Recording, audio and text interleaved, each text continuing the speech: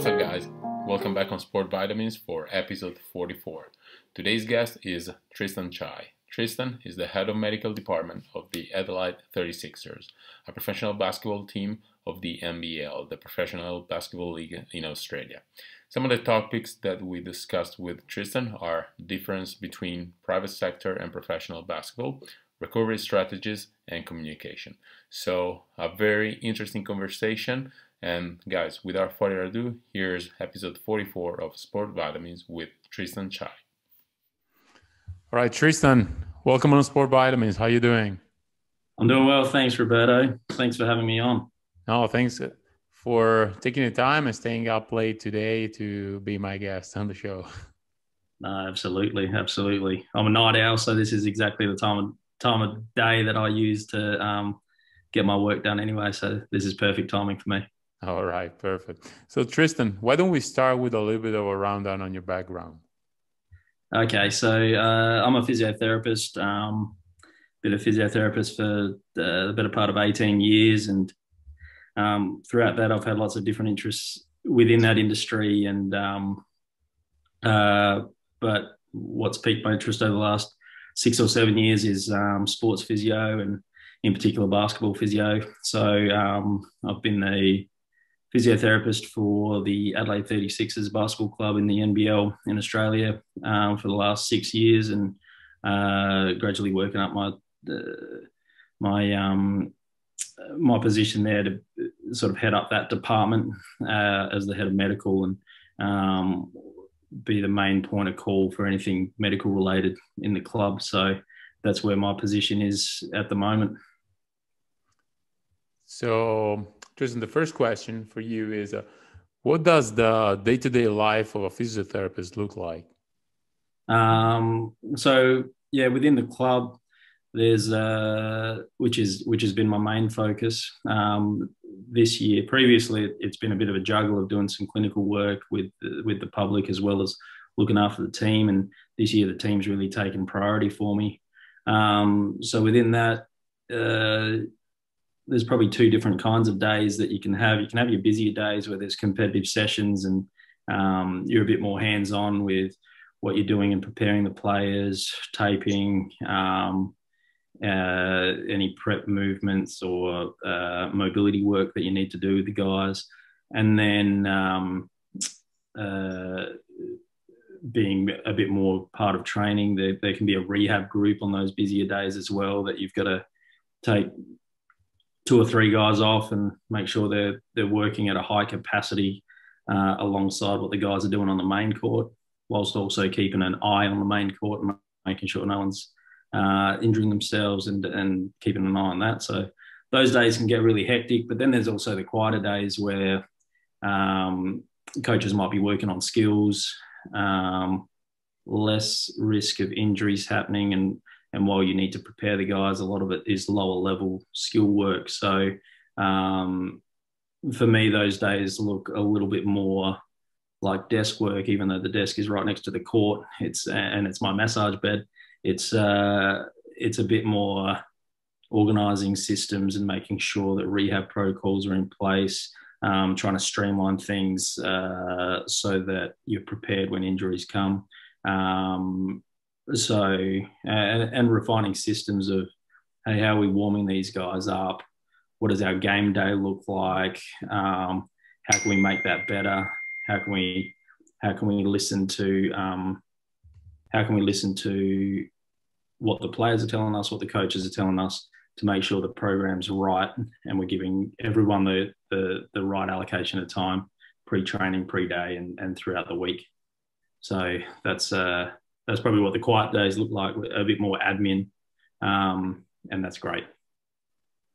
So do you try to check in with every player every day? Yeah, I give them time off with me though. But if I'm there with them, I certainly try and shake their hand and ask how they're going for sure. I think that's important. Yeah, that's very important. Another thing that I like that you just mentioned is that you keep your table next to the court. That's very cool, and it's something that also our physios do. And I think it's really, really important, especially because even when you have an injured player, is still able to watch practice while he's getting treatment. So first of all, it's time efficient, and second, it still feels that it's part of the team, right? 100%, 100%, and that's what I reckon. Most more modern facilities have that, where their whole rehab gym might look over the court, so it really doesn't feel like they're separated from it. I also think the coaches like it because they like to be able to see that something's happening there, and they're not just in the room talking or sitting down. Of course. So Tristan, you said that you also work in the private sector. I would like to know, what are the main differences between working in the private sector and working for a professional basketball team? It's really interesting. So my career started out in the private sector. I really enjoyed it, and one of the things I really enjoyed was working with athletes. And while I looked after a few sports teams at a lower level, the team commitment wasn't massive. It was, you're there for their games and you're part of the team, but they really don't demand too much of you. So private sector was good. I got to carve my craft and get good with my diagnosis and management, and also get used to treating athletes in a really one-on-one fashion. And then about 10 years into my career, I really wanted to get into team sports. I thought that was the next challenge, and I really wanted to be part of a team. It was probably, I'd stopped playing team sports myself and really had the itch to be a valuable part of a team. And it was interesting. Private sector, when you're one-on-one with a client, it's really easy to get buy-in and give them complete attention while they're with you. No one interrupts you when you're in a private session in clinic. It's just you and them. And the other thing is, people can be selective. So the people that like you are going to keep coming to you. So your tribe finds you. So you've really got your biggest fans that just keep coming to you. Now, when I wanted to make the transition to team sport, I seeked out some advice from various people. And I'd just come back from a summer league where I was talking to a bunch of people, and the name that kept coming up was Darren Burgess's name, who, it's funny, I was in Vegas at summer league coming from Adelaide, and everyone's talking about Darren Burgess, who was in Adelaide at the time and lived about 5 minutes away from my clinic. So when I got back from overseas, I was like, why haven't I just called this guy? And the funny thing is, I called him, and 2 days later, he was sitting in my clinic, and I just asked him for some advice. And I was like, look, I really want to get into team sport. He was with Port Adelaide Power, the football club here at the time. And he looked at my CV and said, look, the one thing, you've got a great CV and great experience, great mentors, but I would never hire you because you've never worked for a team. And for me, it was like, yeah, I've tried to get into this team. I don't think this team will have me. And it's like, well, you just got to keep asking. So that following season, I went with the local basketball club that I grew up playing with,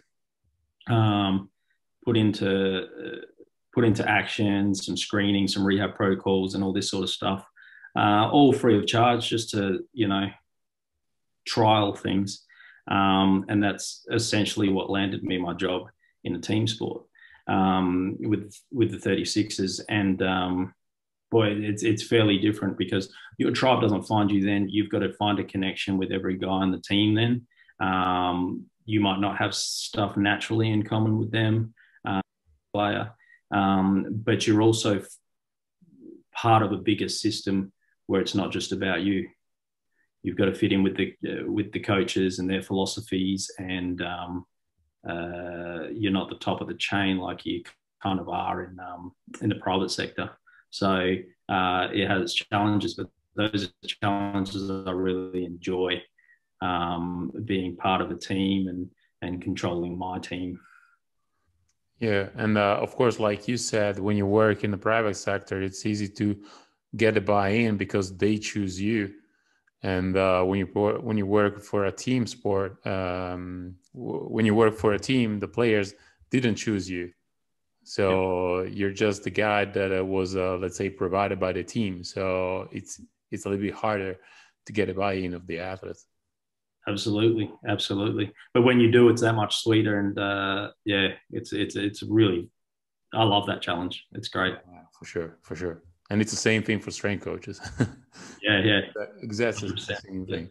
So Tristan, let's go to first day of preseason. Okay, the guys come in, and you start running your assessments. What do you usually do with your guys? It evolves every year. Every year, I sit down in the lead up to pre-season. I talk with the strength coach. I talk with the doc, and I'll talk with the coaches, and we'll work out what we need to do.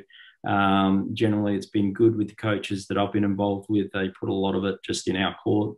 Whatever you need to know, you find out. But I've got a little bit of our system's pretty basic in terms of the medical screening is the number one thing. We want to make sure that first they're healthy enough to train and they're not medically unstable in any way. So for us, that looks like some blood tests. We look at echocardiograms, and also within that, we get a bit of an injury history and some concussion baselines. So that takes care of the majority of the medical stuff.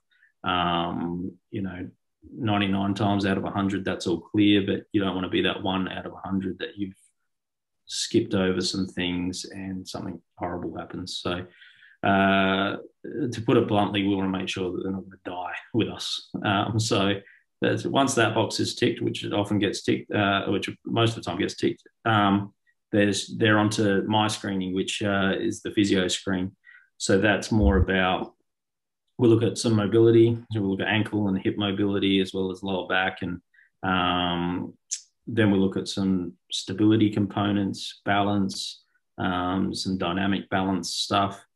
And then it starts overlapping with the strength and conditioning coach. So we use a bunch of, force plates and a few strength measuring devices to work out some power. And they'll do some of the key lifts to work out some max lift measures. And then we do speed and agility work with some timing gates and whatnot. And also some endurance measures as well. So by the time we've gotten to the end of that, it's usually a 2-day process because it's a bit fatiguing to do that all in one day. We split that over 2 days, and then we end up with this profile for each player where we know their weak points, we know their strengths, and we can start formulating the preseason from there. And usually it's grouped. There's not usually one outlier. There's usually 3 or 4 people that all need to work on their hip mobility, for example. And there's others that need to work on their power. And there's veterans and young guys that have the same needs. So we're able to group them from there according to needs. Got it. Is there also some assessments that you do on a daily basis? We went to a mini screen kind of scenario for a little while, where every week on a Monday or like the first training of the week, we'd come in and measure a few things. And the idea being that if something was going to trend backwards, say hip mobility, hip started to stiffen up, or there was some sort of soreness or ankle stiffness was coming into it, we'll be able to flag that. There'd be a spreadsheet and you'd see it gently go down. But to be honest, I've shied away from it a bit this year. I feel like we were getting a lot of data that we weren't using, and it was very laborious, both for player and for us.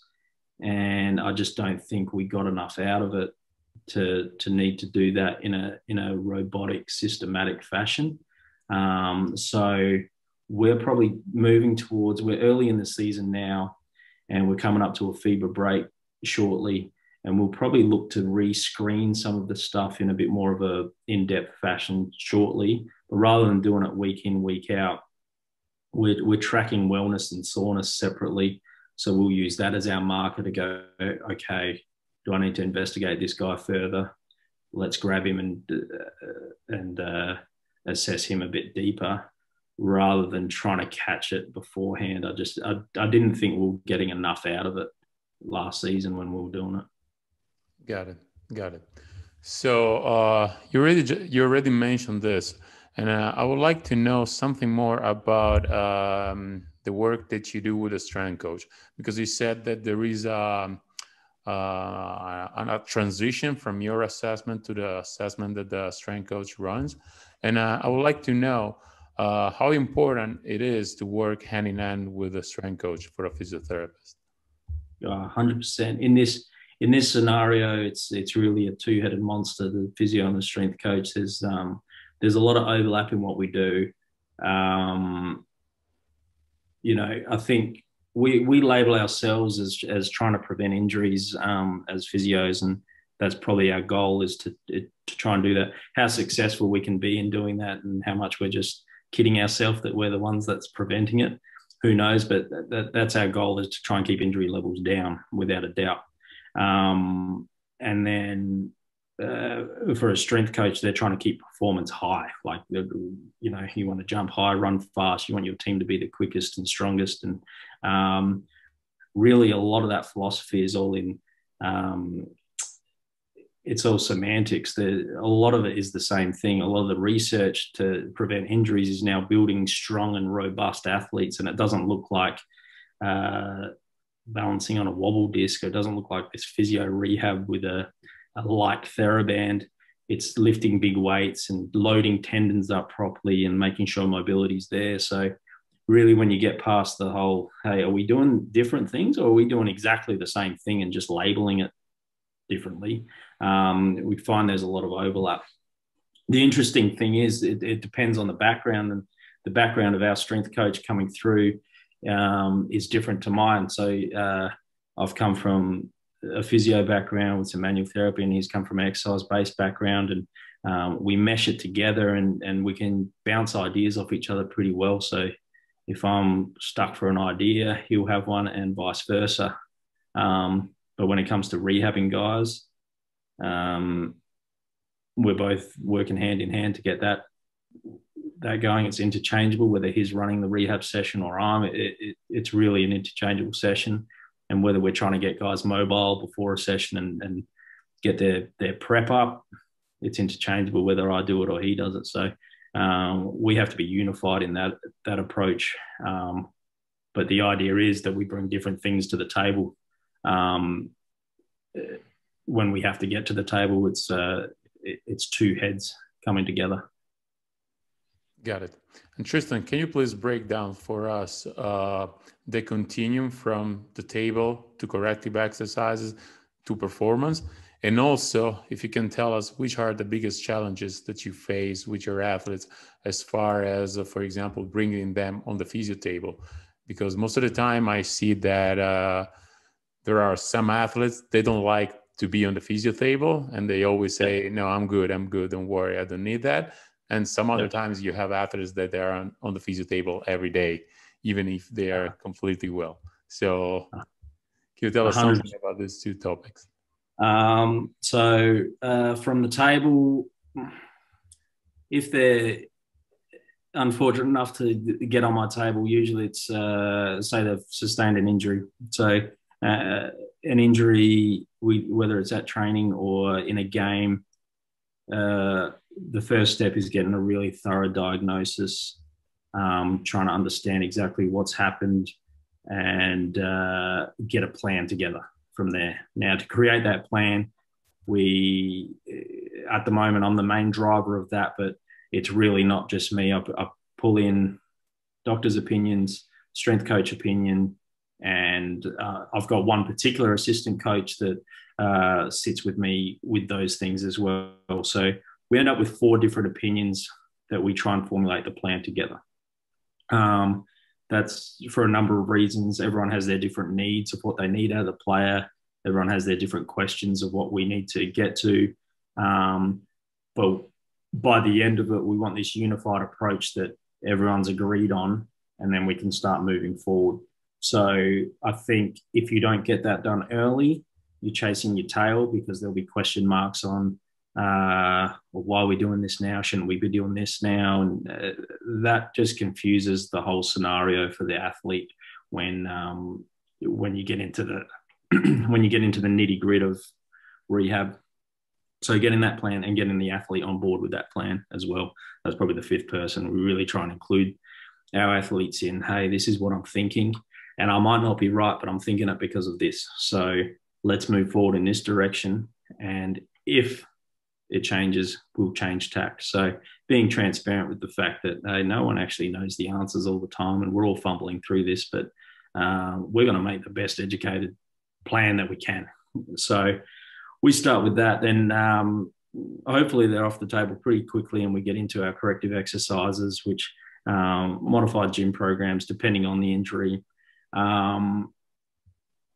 When we're doing some of the correctives, when we're at that phase, to cut it down, the approach that I use, we've got an acute phase of an injury, a subacute phase of an injury. So the acute phase is a lot about, hey, we're going to have to find something else to do with this athlete that's not working that injury.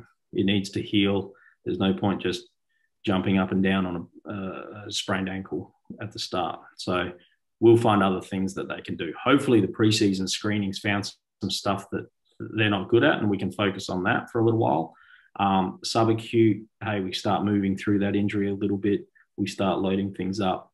Early stage, then it goes to our third stage, which is early stage rehab, where they get back on the court and we're trying to get through movements that might mimic basketball and what they need to do, some running mechanics, some jumping and landing mechanics. Then we get into the later stage stuff, which looks a lot more like basketball. And you start including some of the contact drills, and it's controlled contact. It's usually me, so it's not a massive amount of contact for some of these guys. It's just looking at some of that unpredictability and change of direction type stuff. And then they get into their performance stuff from there. We're lucky enough to have a facility where we have 3 courts wide. The main guys work on the middle court. So,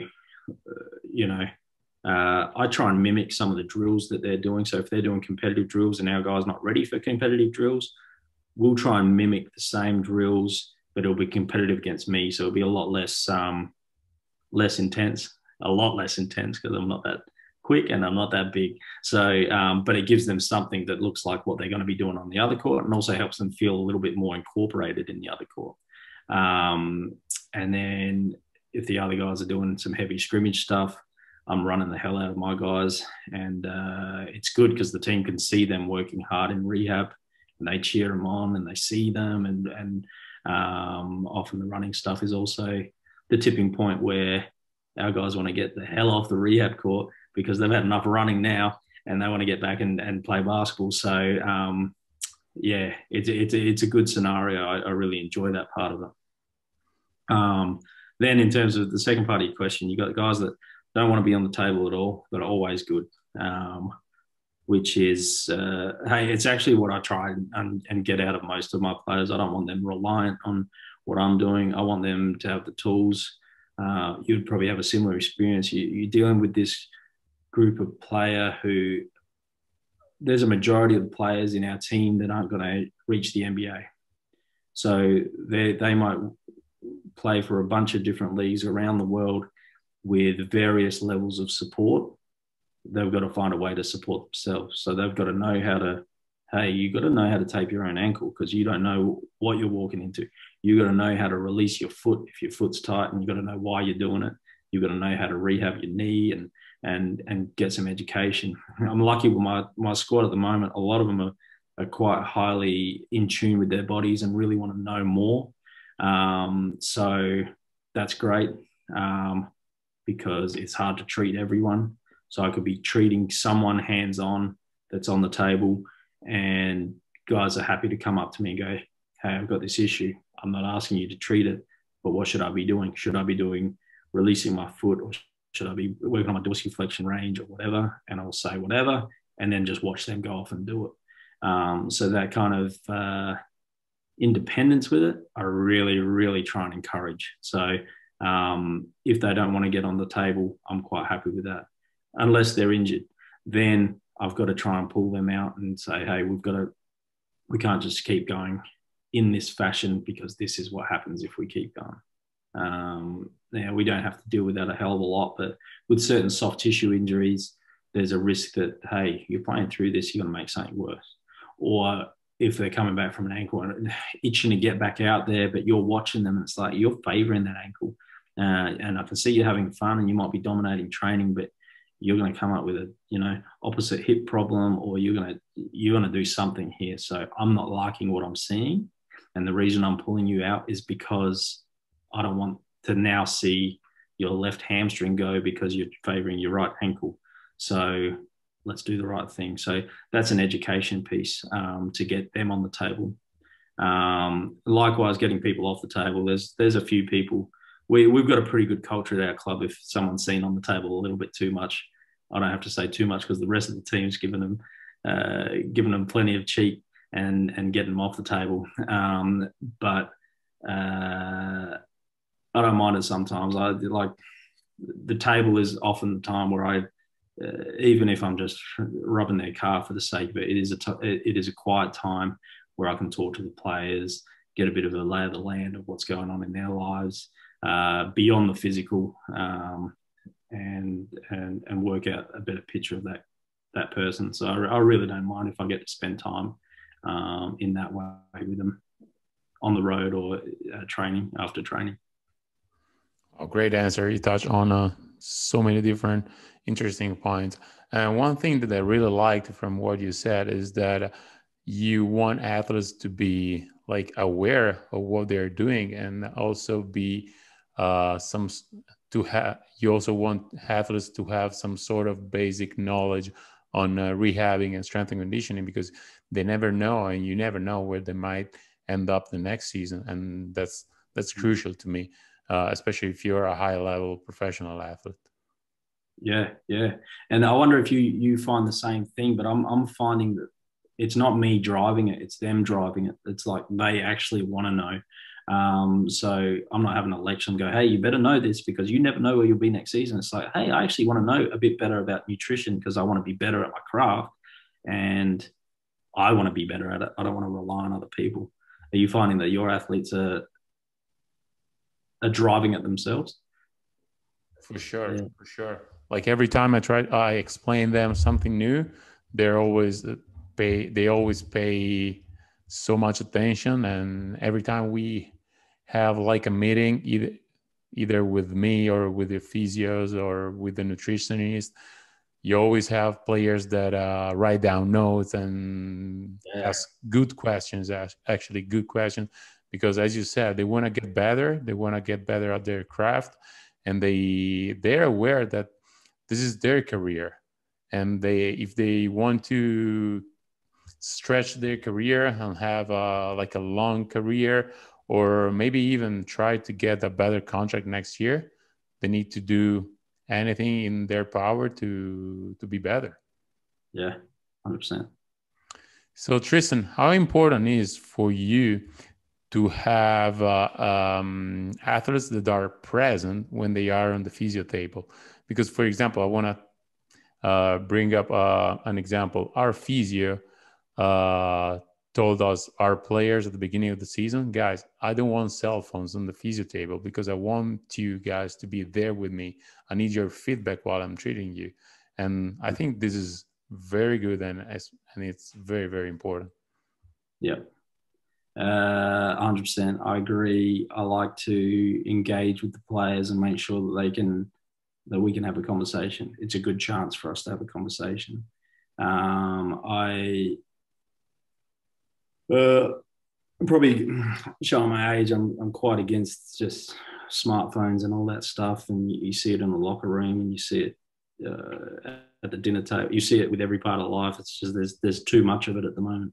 The only pushback I had with some was that because of the time difference between Australia and the US, sometimes there's a small window of opportunity for them to contact their family back home.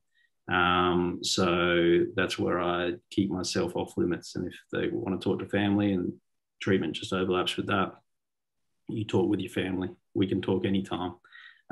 So I feel like I try and read the room a little bit, but I also try and make conversation a bit more interesting to make sure that, hey, we do engage, we get the feedback on this. And like I said earlier, I think the time on the table is just so valuable to find out more about them as a person whilst you're working on them, and work out, hey, they're not sleeping well because they're missing their family, or hey, their kid's not sleeping, and They're doing all this stuff that sometimes gets missed when the systems that are put in place, like it might be a wellness questionnaire, it might be some mobility screening or whatever. Some of that stuff takes the human touch out of it, and a lot of what we have to do is a little bit more. It's more art than science. Is when you're having a relationship with someone. So that time on the table is really important. For sure. Tristan, I want to know, what are your favorite recovery strategies, and how do you guys try to periodize recovery strategies? We've got a few key days with when we try and periodize a week. I really want to try and make off days completely. So that, in a sense, I'll try and fit in recovery at the end of the day before an off day. So their off day, they don't have to search for a recovery modality. So, and their recovery that day off is the recovery. So, what I'll look for with recovery, there's a bunch of little 1%ers, whether that's, compression boots and cryotherapy, ice baths, and all this sort of stuff. Sleep and nutrition always trump everything. So we want to make sure they're comfortable with that. I've brought in a recovery kind of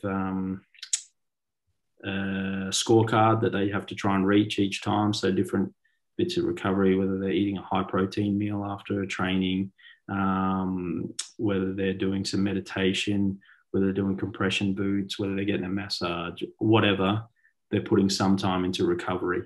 I think this is conceptual more than, hey, this is worth this points and this is worth this points. It's like, hey, let's just try and gamify the recovery a little bit and make sure you're putting some emphasis into it. The way I've approached it, though, because I think, hey, and I could be wrong because we're all trying to fumble our way through this life, but I think if I'm barking orders and saying recovery, come on, let's go, recovery, we're doing recovery now, I feel that looks a little bit too much like training then. And I don't want the mental, hey, you better do this, otherwise there's a fine if you don't do this and whatever. It's more, hey, I want you to understand this. And I want you to understand the reason I'm not pushing it is not because I don't believe in it. It's because I believe in it so much that I think that you have to have a relaxed approach into, hey, this is recovery. This should be enjoyable and unwinding.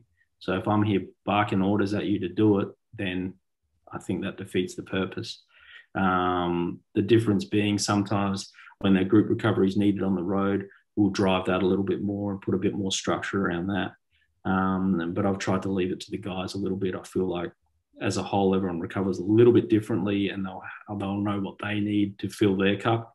And it's a holistic approach recovery. I feel like sometimes you just need to hug your kids, or you might need to get in the water, or you might need to, whatever it is to unwind, you might need a big sleep in. So am I going to get you after game night the next morning down beach recovery or ice bath recovery at 6 a.m. if you need a big sleep in? No, I think we have to take an individualized approach. So that's what I'm trying this year. That's what I'm working with. Got it. Yeah, you just mentioned something that I saw on your Instagram page, that one day was a recovery day for you guys, and you brought the guys to the beach or to a hike. I don't remember. It was something very cool that I saw on your Instagram. What did we do? I think we were in our pre-season, and we were traveling through Perth in a little place called Bunbury, which is a coastal town. And there was just a beautiful hill that overlooked the ocean there. And I like to go for a run on game day. So I was running down there and stuff. I was like, this is just a perfect spot to get everyone stretching and get mobile and look out at the ocean. And luckily the sun was shining that day as well. So I was like, it ticks a lot of boxes. So sometimes you have to show people what they're missing out on, because if they think their recovery is just staying in their room on their phone, that's relaxing. Sometimes you have to do that as well. So that was fun. I've done a bit of yoga in the past, and some of that connecting your mind to your body, and hey, you can do the warrior pose. We're going to be strong this next game. We're going to be strong. Let's look out to the ocean. We're doing thoracic mobility, and let's flick an arrow out there. And whatever you're worried about, that's on that arrow. Let's flick it out to the ocean and think of the next thing. And some of it's corny and just got to laugh, but some of it for some people might just be like, hey, this is letting go of a bunch of emotion and stress. So hey, it's weird, but sometimes it's what's needed. Yeah, of course. And also changing the environment could be some sort of recovery modality for their mind too. Yes. Yeah. Refresher. Absolutely. Yeah, which is very, very important. All right, Tristan, one last topic I would like to touch on with you is communication. So how do you go about communicating properly with the coaching staff as far as availability of the players, players that you have to pull out, and treatments that you're doing with your athletes? So basically all the information that the coaching staff should be aware of. Yeah, we've got some fairly decent systems in terms of just having our group chat going. I've tried to implement, tables, and we've got different charts and stuff that we can share. But it's funny, you start building that up, and at the end of the day, nothing comes back to good old fashioned just talking. Probably the key thing that we've got at the moment, we've got our head coach, who obviously has everything going on. And we've got 3 assistant coaches, and one of those assistants is sort of my point of call. So he'll be the coaching staff that I lean on and bother with stuff the most. And then he can implement that into the coaching plan. And that seems to be working really well. We try and communicate availability for each session, obviously severity of injuries or whatever, which works really well until you test it with the real group, and they're not telling you stuff until training's about to start. And it's like, oh, I've had this sore foot for the last 2 days, and now it's really sore, and I'm not sure what I need to do. And then you've got to go to the coaches and go, I've got to assess this now. We can't get out there, and they've got their plan together. So it can come unstuck pretty well when it's in the real world. But that's the main point of call with communication with the coaches. Yeah. You try to have daily meetings or weekly meetings with the whole coaching staff? We'll have a daily touch base for sure. Okay. We'll have a weekly meeting. Usually we're on the road. That's the best time to get together in an airport. And then we'll have more of these sort of, not strictly quarterly, but like partway through the season, hey, let's check if our systems are working well. And sometimes we'll bring in the rest of the front office as well for that, because the clubs run, the demand on the athlete isn't just basketball. It's, hey, they've got to go to this signing, they've got to go to this school and run a clinic, they've got to do this commercial for this sponsor. And that stuff really adds up during the season. And usually, like, to be fair, the players that play more are usually the players that the sponsors want more. So they've got a higher workload as well. And then they're not getting home to rest. They're having to do this. And our guys are really, really great with that, our players, and just getting everyone on the same page to go, hey, if we're load monitoring someone, we've got to factor in the load of travel and the load of community events and promotional stuff. And what we do with load, if someone's overloaded, as you know, it's like, hey, we try and adjust that to limit the risk of injury. Now, all we want is our front office, which they're very receptive to, because we've educated them that, hey, the load of standing at a school clinic for 2 hours is load on these guys. It's physical load, it's mental load. So if we're pulling back, you've also got to feel comfortable pulling back. So they've done a really good job with how they are flexible with which players do what and rescheduling stuff. So the holistic approach is really important to us in that sense. Yeah, sure. Stress is stress, and your body doesn't know what kind of stress is that, and it's going to react basically the same way, So yeah, right. Exactly. All right, Tristan, we've come to the end of this episode, but usually we finish off with 3 rapid fire questions for our guests. All right. So, first one, your favorite book? My favorite book.